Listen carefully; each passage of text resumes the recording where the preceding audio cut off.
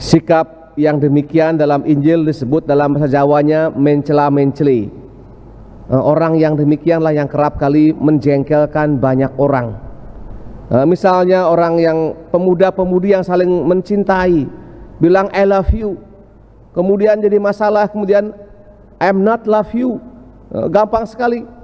Hari ini mengatakan kamu tukang kerja ya, baik dong. Besok dah datang semuanya.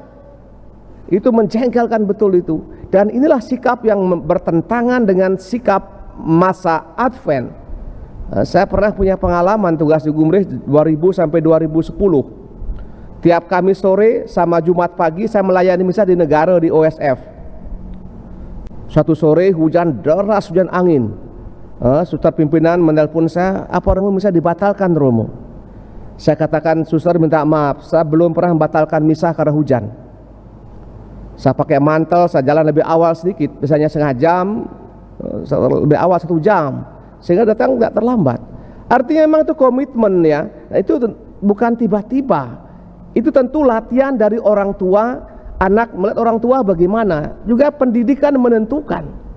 Gampang membatalkan rencana hanya karena peristiwa yang di luar, mungkin hujan, angin. Bagi saya itu lemah sekali kita punya ungkapan iman. Semoga kita sekalian yang takur hari ini datang 5, besok 3. Kalau saya tidak usah kur sudah kalau begitu. Saya katakan kepada anak mudika, tidak usah kur kalian. Saya bisa misah sah tanpa kur, tapi kur tidak bisa misah tanpa imam. Jadi kita mesti sama-sama punya sikap yang jelas. Kalau kur ya kur yang jelas. Jam 7 artinya jam 7 kurang seperempat dah standby. Jangan jam 7 masih di Melaya. Kadang-kadang saya minta maaf, makanya kenapa saya kadang-kadang tidak hadir waktu OMK latihan kur. Jujur saya katakan saya bisa meledak marah itu. Yang kurangnya sudah kur, kemudian minta maaf di gereja, omong-omong tuh kah?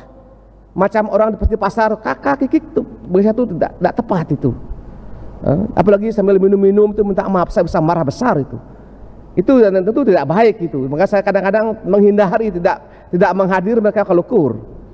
Saya misalnya hadir, saya duduk, saya dengarkan semuanya. Saya minta maaf umat, mungkin saya agak kaku soal begitu. Memang ada hal yang prinsipil, ada yang bisa diubah, ada yang tidak bisa diubah. Kita yang menyesuaikan diri dengan situasi. Kalau hujan, bawalah mantel ya. Kita punya mantel, payung punya seberapa juga tuh. Kemarin latihan itu pengakuan saya setengah 6 sudah tunggu di sana.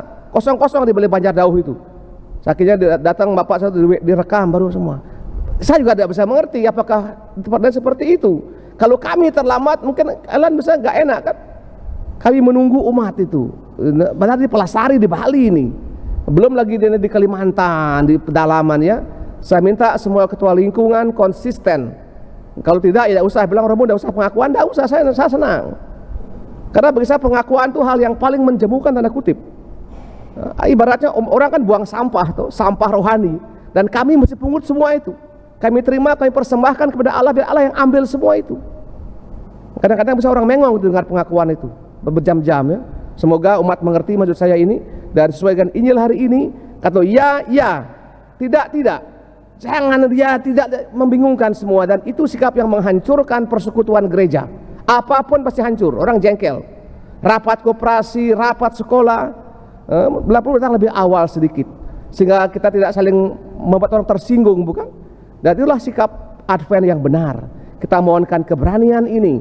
Hanya dengan iman yang kuat kemungkinan kita bisa melakukannya. Karena dengan konsisten maka Tuhan akan melengkapi kita dengan berbagai macam rahmat yang diperlukan. Kesehatan, kemampuan kerja, kemurahan hati dan berbagai macam lainnya. Dan terlebih terhindar dari berbagai macam mara bahaya. Kita mohonkan semangat ini dalam misa pada masa khusus Advent ini. Amin.